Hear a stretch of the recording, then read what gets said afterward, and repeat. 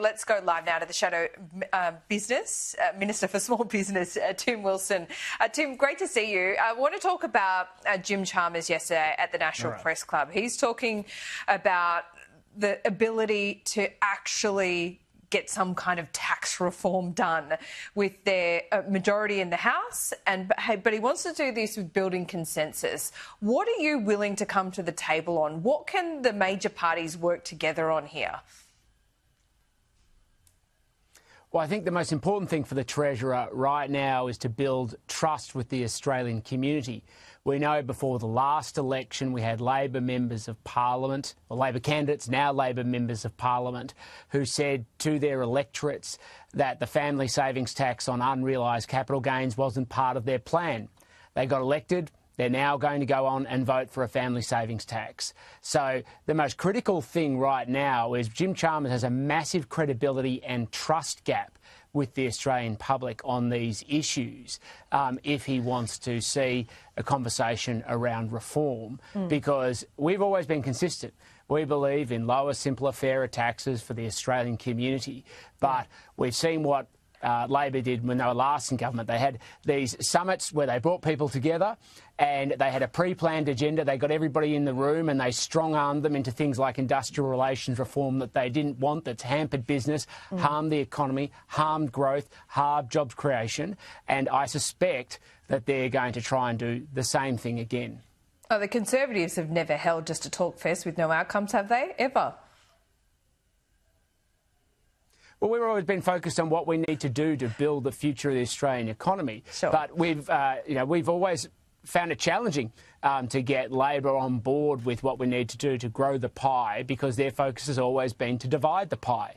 And so, sometimes it is challenging to get agreement. But that's why getting trust is so critical to a conversation around tax reform. And when you have Labor candidates who are now Labor members of Parliament say literally to their own voters that they wouldn't introduce a family savings tax on unrealised capital gains and are now going to vote for it in the House of Representatives, you have a massive credibility gap that cascades all the way through to future reform. What reform has your side of politics actually achieved since John Howard brought in the GST? Well, we've actually achieved lots of different reform, whether it's looking at making sure we have stopped the boats, secure border security. That's I'm talking about tax reform. I'm talking about I'm talking about actual proper economic reform that is across the board and not just tinkering in some areas. I mean, don't you agree here, Tim, that this could be a golden opportunity to actually get something done? Are you going to let the perfect be the enemy of the good here?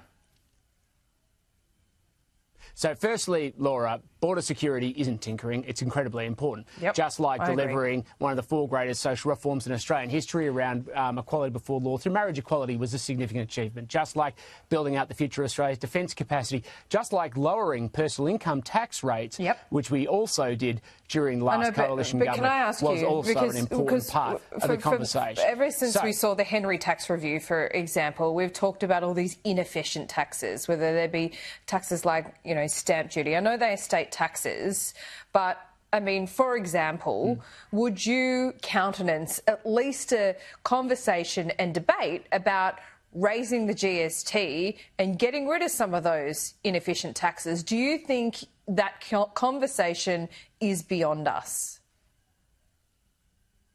Well, that's for the Treasurer to start that conversation. They got elected to government. They have to put these proposals on the table and have to enter into the conversation in good faith.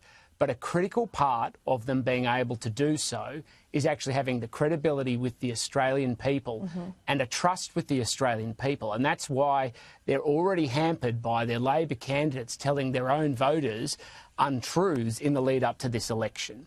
And they haven't just got it on the taxes they want to propose, they've also got on the taxes they've already proposed. So when we're talking about tax reform for the future, we of course will have any conversation. We're interested in what they've got to put forward on the table. But when they're going to introduce a tax that some people even said they wouldn't, they have a really big problem in starting this conversation to take the whole of the Australian community forward together. Just quickly on AI, because I talk about this uphill and down dale, and I think it's really important to keep this in the mix each and every single day when you're talking about productivity. I think the unions really pushing for more regulation to say AI can't even be used in certain jobs is a problem. But then it does need to be guardrails, doesn't there?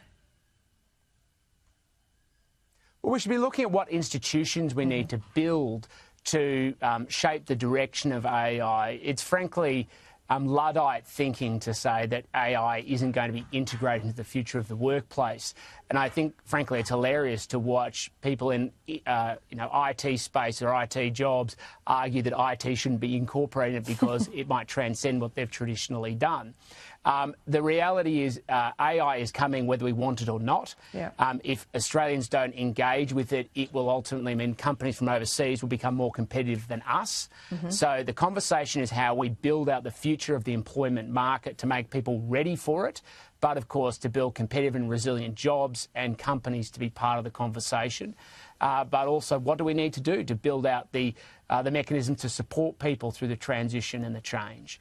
And so it's both an exciting opportunity, but it's also one that is also challenging.